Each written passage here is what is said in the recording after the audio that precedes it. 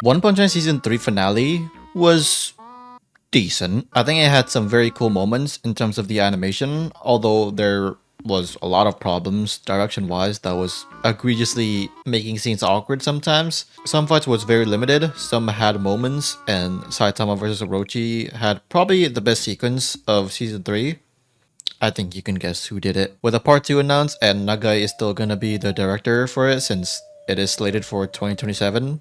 Hopefully they get a better schedule, which is not a hard thing to do, right?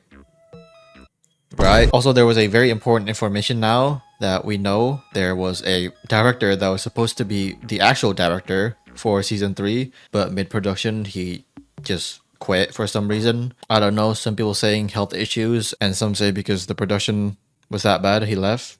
Probably the latter was the more probable one. So when the director left, everything just got resetted, not entirely, and Nagai joined in mid-production. Since, you know, the director's vision is the most important, everything can't start going without the director because he's the one that represents the vision for the product. It's up in the air who is the director. Some people know who it is. It wouldn't make sense to be Kazunori Ozawa since he was only directing the pre-anime trailers, and him being a series director is very unlikely too. But let it be known there was someone specifically, the director, that's more capable of adapting OPM. But if you know the name, just don't say who it is. Just be respectful. So yes, with the director leaving, the production window got tighter and worse.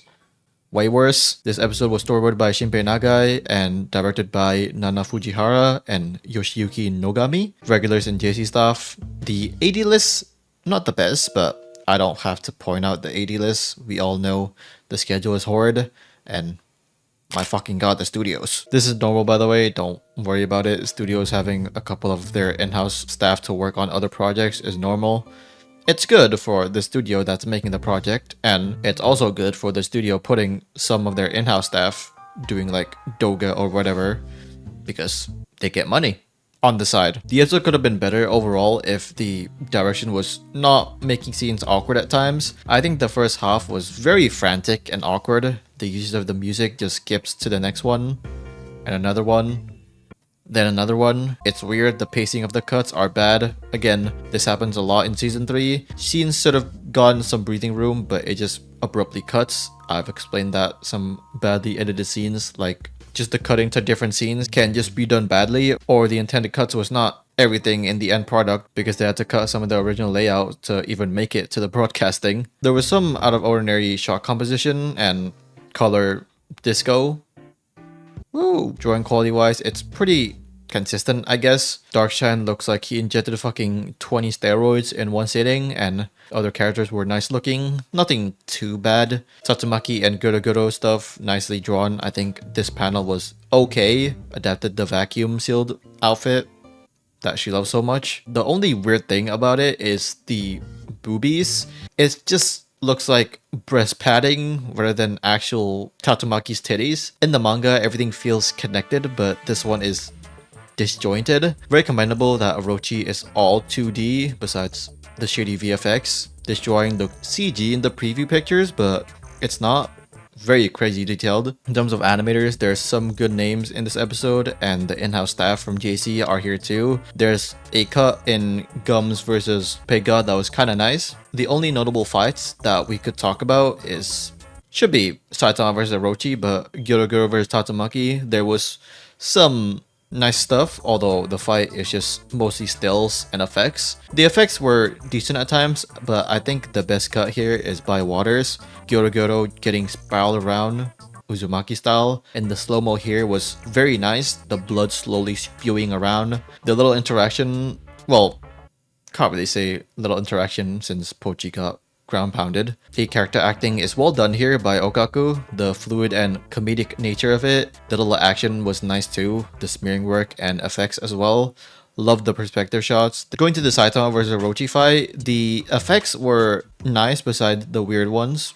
Didn't really blend well. Shoto Fujita, a GDC in-house member, great stuff on Orochi where his hands just morph into fucking dragons. The effects are just crazy, although sometimes the pacing feels off. Like, it does feel fast at times, and thus the structure of it can not make sense occasionally. And finally, the GOAT himself, Aoki. Unfortunately, that he couldn't do much in this season. I mean, from these credits, you might think it's a lot, but for Aoki, it's pretty underwhelming if you compare it to his season 2 work. Everything moved really well, especially the cape. God damn, why is it so smooth looking? The perspective shots also shifted a lot, the camera closing in to Saitama. The drawing is very consistent, the in-betweenings also. The drawings were suspiciously consistent, the in-betweenings also. Since Studio Moe is created for 3D work, this scene could have definitely used some 3D assistance, and an evident case is also the timing doesn't really feel like Aoki much.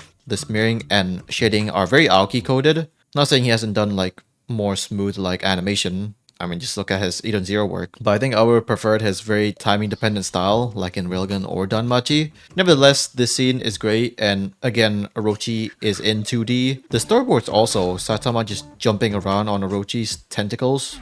Very kinky. Definitely the best sequence this season, just because it's also a minute long. I think this Atomic Samurai cut is still my favorite personally. Well, there's nothing much else to say really. That's it for OPM Season 3. Core 2 is coming in 2027. I really hope they start working on it immediately since Shinpei Nagai and the other staff are also been announced under the YouTube post. I know some of the JC animators and other staff maybe, like the compositing artists, are gonna jump to another show, probably, but at least start pre-production now so you know it can start production in a couple of months. They basically have a year of time from now. Since it is Core 2, I'm hoping that they have more time than Season 2. I'm guessing it will come out winter 2027. We pray it comes out like mid to end of 2027, but that's just dreaming a bit too much. We know that this line, the Atsushi Fujishiro line, is the busiest line in JC stuff right now, although this line doesn't have any anime lined up yet, but we can also assume they are working on something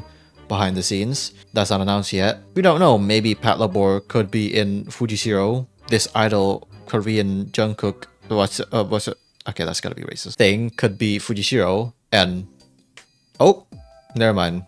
There's a Magi Lumire Season 2. Now that's definitely a Fujishiro project. I think people still don't understand how bad the schedule really is. There's retards that think they had like a year, which again, there's 3 stages in production in anime. I mean, yeah, both Soul Leveling Season had a year of production time, but pre-production and post-production also takes time. Since we know now that the original director that quit made the schedule more tighter, they probably had to halt the production for a bit and find a new director, being Nagai-san, and probably pre-production started again this year, not like January this year, but a bit more, so production probably started mid this year. Again, not very mid like June, maybe a bit more again. It's still speculations, but at least we know it was scheduled in Season 2, which only had 6 months of production time. I'm happy and sad that this is the last OPM Season 3 video since 1, scripting this shit was very boring at times because it's the same criticism over and over.